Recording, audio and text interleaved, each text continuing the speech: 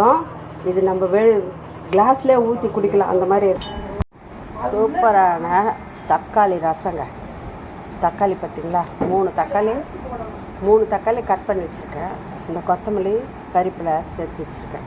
எல்லாத்தையும் போட்டு நல்லா பிசிக்கலாம். நல்லா கரைச்சாச்சு. இப்போ பாருங்க, புளி கரைச்சலை இதில் ஊற்றிக்க வேண்டியது போட்டாச்சுங்க.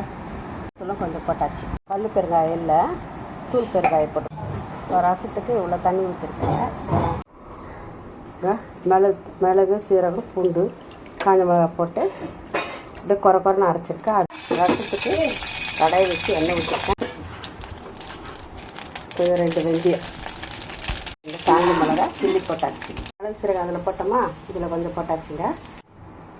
இப்போ தாளிச்சி வச்சதில் ரசத்தில் ஊற்றியாச்சு. ஒரே ஒரு பச்சை மிளகாய் 2ஆக கட் பண்ணியிருக்கேன், அதே இதில் ரசத்தில் போட்டு ரசம் கொச்சிச்சு இப்போ எடுத்து ஊற்றினா